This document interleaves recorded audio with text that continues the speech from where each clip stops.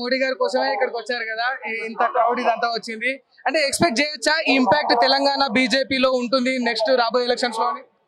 తప్పకుండా ఉంటుంది. రాబోయే ఎన్నికల్లో భారతీయ జనతా పార్టీ తెలంగాణలో అధికారంలోకి వస్తుంది. వాళ్ళ యావత్ తెలంగాణ మొత్తం కూడా నరేంద్ర మోడీ గారికి వెల్కమ్ చెప్పడం కొరకు ఇక్కడికి రావడం జరిగింది.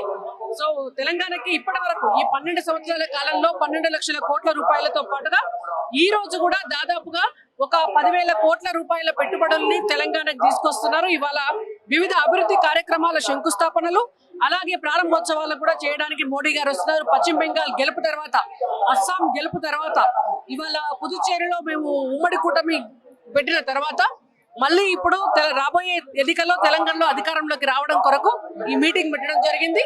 డెఫినెట్ గా అధికారంలోకి వస్తుంది. అంటే ఇది మూడోసారి కదా, గత 2 సార్లు వచ్చినప్పుడు లేని ఆ యొక్క ఇంపాక్ట్ అనేది ఇప్పుడు ఉంటుందని ఎట్లా అనుకుంటున్నారు అనేది ప్రతిపక్షాలు కానీ అధికార పక్షం అంటుంది. తప్పకుండా ఉంటుంది.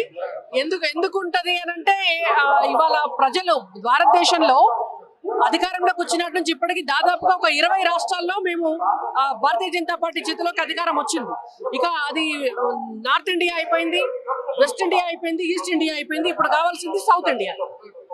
ఇంత ఖచ్చితంగా చెప్తా ఉన్నారు కదా, కానీ తెలంగాణ నుంచి వినిపిస్తున్న ప్రధాన అంశాలు ఏంటంటే విభజన హామీలు కానీ, బయ్యారం ఉక్కు ఫ్యాక్టరీకి సంబంధించి కానీ, ఇక్కడ నుంచి వెళ్ళిపోయిన ఐటీఐఆర్ ప్రాజెక్టు సంబంధించి కూడా క్వశ్చన్ చేస్తా ఉన్నారు. దానిపైన మీ స్పందన ఏంటి? విభజన చట్టంలో ఉన్నటువంటి హామీలను భారతీయ జనతా పార్టీ ఇప్పటికే అమలు చేసింది. కాజీపేట కోచ్ ఫ్యాక్టరీ విభజన చట్టంలో ఉన్నటువంటిది, అది అమలు అయింది ఆల్రెడీ. అలాగే బయ్యారం స్టీల్ ఫ్యాక్టరీకి సంబంధించి కాంగ్రెస్ పార్టీయే వయబిలిటీ ఉంటే పెట్టాలని చెప్పారు. దానికి వయబిలిటీ లేదు కాబట్టి పెట్టడం జరగలేదు. విభజన చట్టంలో ఉన్నటువంటి హామీల కంటే ఎక్కువనే భారతీయ జనతా పార్టీ తెలంగాణ రాష్ట్రంలో తెలంగాణ ప్రజలకు ఇవ్వడం జరిగింది.